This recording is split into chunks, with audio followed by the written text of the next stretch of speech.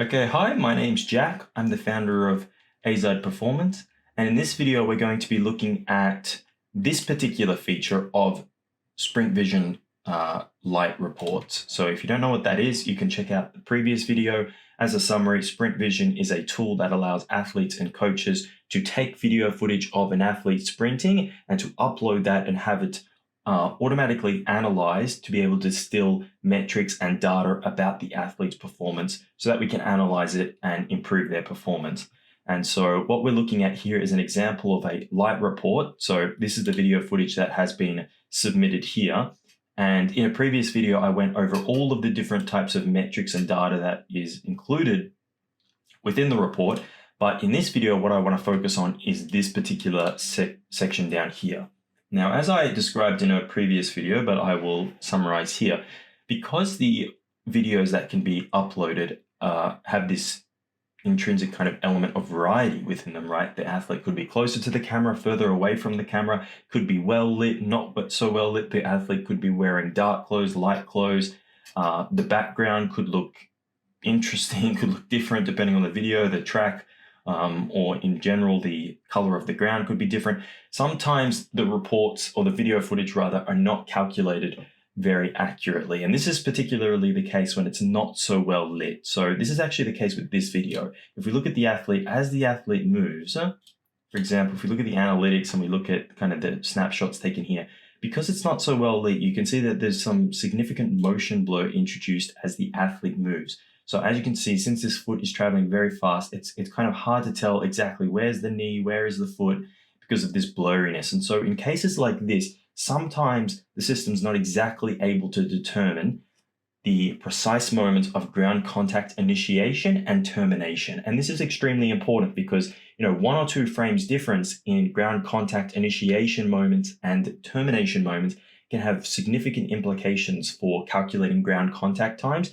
and calculating other metrics as well. And so because sometimes due to, different quality in video upload and so on and so forth, leading to errors, we provide the option for you to basically manually adjust the moments to be exactly correct, upon which the report can be recalculated with these manually set correct moments. So what I mean by that is, okay, we notice for some reason that if we go to the ground contact times, things look a bit funny. Maybe our first step, we have 120 millisecond ground contact time, and we know that that's just like not really possible. Right? If we look at the elite athletes, they've got 175 millisecond ground contact time on step 1. If we're at 120 seconds, that's not looking too correct. We can also go to the analysis tab and we can look, okay, this is where step 1 was. Maybe step 1 ground contact initiation looks kind of funny. It's not right. What we can do is adjust them. So we're going to basically click here and that's going to pull up this tab. And so what this tab is going to allow us to do is, yes, manually mark the moments of ground contact initiation and ground contact termination. So how it works is we've basically got the video here. And what we're going to do is we're going to scroll to the moment where we first make our first foot ground contact. So here I would say is where we've made the first foot ground contact. And this is with my left leg. So we've got left foot. I've got left foot selected. We don't want right foot. We click left foot. And this is probably the frame. We can also scroll through the frames like this. Yeah, this is probably where I've first initiated ground contact. So I'm just going to click here. I've also got the steps here in case you forget what to do.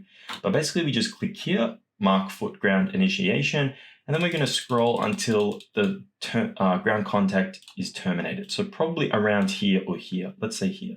So I click this, and that's basically going to tell us that first step, which is the left foot, initiates ground contact here and terminates here. I'm not going to click this just yet. We need to do it for all the steps. So it's going to automatically toggle to the right foot now. So the right foot is automatically selected because the next step is right. And probably here is where I initiate ground contact. Here is where I terminate. Here is where I initiate. So it's automatically going to go to the next.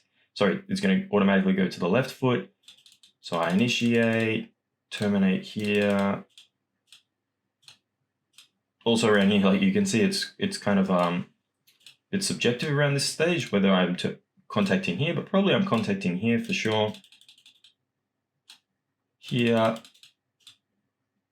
And now I might not do this one because notice if I mark the initiation here, by the time I'm terminating this ground contact, my foot's about to leave the ground, my body's already outside of the frame. So we're not really going to be able to calculate all of the data accurately when the person's outside the frame. So I'm just going to avoid this step. We're only going to calculate, steps where the athlete's whole body is in the frame. And so once we've marked all of those, we're happy with these, I can just click recalculate report. It's going to ask me to confirm all of the previous data will be overwritten. And we have to make sure that we've put it in for every step. Again, excluding steps where the athlete is not fully in the frame. I'm just going to click OK, and that's going to be available within a few minutes. So let's just wait a few minutes and I'll be back soon. Okay, so it's been about a minute and a half, 2 minutes later, and I've got this notification down here, which we can see by this, red thing. And so we click on this, it says the report's been recalculated. You can access the updated report. So let's just go back to my report. It's been processed, and this is now the report with the new recalculated values. So basically what this feature does is just allow you to manually make sure that the report results are calculated accurately when you notice that maybe something's a little bit off. So because light reports are able to be processed within 2 minutes, 3 minutes of upload, sometimes some errors will be present because of their nature of the automatic calculation there. This is not the case with full reports. Therefore, if we go to a full report, for example,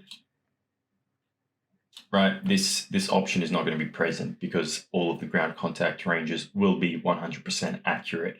So this is basically what this mark ground contact range, adjust ground contact range feature does. If you have any questions, you can contact me at contact@azperformance.com. Thank you for watching.